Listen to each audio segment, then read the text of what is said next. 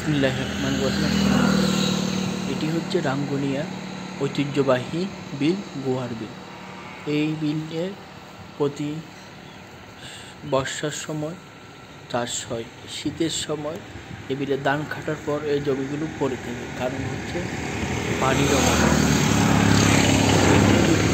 চাষ হতো তাহলে অবশ্যই বাংলাদেশ না হলেও চট্টগ্রামে সবজির চাহিদা মেটানো সম্ভব হতো এবং সবজির দাম অনেক কম থাকতো।